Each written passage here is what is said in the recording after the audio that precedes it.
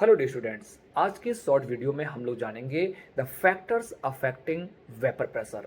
तो सबसे जो मेन फैक्टर है वो है आपका टेम्परेचर का। जब वेपर प्रेशर वाले शॉर्ट वीडियो में आपने देखा होगा कि जो हमारी इक्वेशन बन रही थी कि के equilibrium is equal to partial pressure of water vapour. तो जब के इक्विलिब्रियम टेम्परेचर पे डिपेंड करता है तो भैया मेरे वेपर प्रेशर भी टेम्परेचर पे डिपेंड कर रहा था। तो ये टेम्परेचर पे डिपेंड कैसे करता है इस बारे में हम लोग बात कर रहे हैं। तो आप जैसे जैसे टेम्परेचर इंक्रीज करते जाओगे वेपर प्रेशर बढ़ता जाएगा। क्यों ऐसा हो रहा है? क्योंकि सर एवेपोरेशन का रेट आप एकदम से बढ़ा दे रहे हो और कंडेंसेशन भी वहां पे क्या होगा, बढ़ जाएगा एक टाइम के बाद। और ऐसी कंडीशन में हम लोग बात करें कि जैसे जैसे आप टेम्परेचर बढ़ाते जाओगे तो आपका वेपर प्रेशर इंक्रीज करता जाएगा। क्योंकि वेपर प्रेशर के बारे में हमने पूरी बात कर ली थी।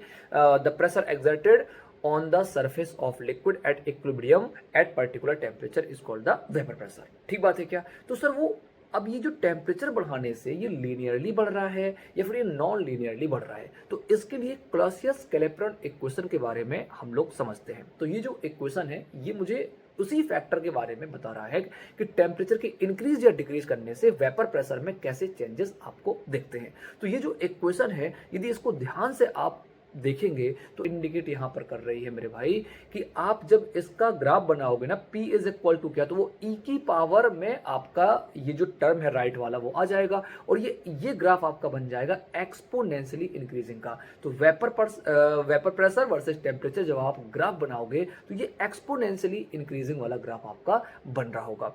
आई होप कि आपको ये बात समझ में आ गई है कि कैसे टेम्परेचर बढ़ाने से वेपर प्रेशर बढ़ता है। तो जेई आपसे क्वेश्चन या नीट आपसे क्वेश्चन पूछ सकता है कि टेम्परेचर बढ़ाने से वेपर प्रेशर लीनियरली बढ़ता है या नॉन लीनियरली बढ़ता है। तो मेरे भाई लीनियरली नहीं बढ़ता, वो बढ़ता है नॉन लीनियरली बढ़ता है, या फिर मैं ऐसे कहूँ कि वो एक्सपोनेंशियली इंक्रीज करता है।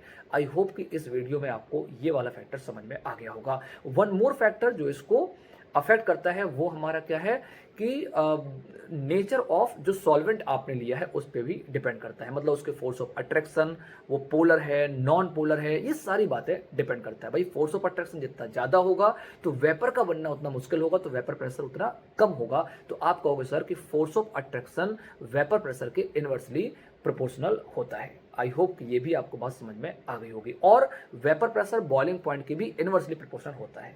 Thank you very much.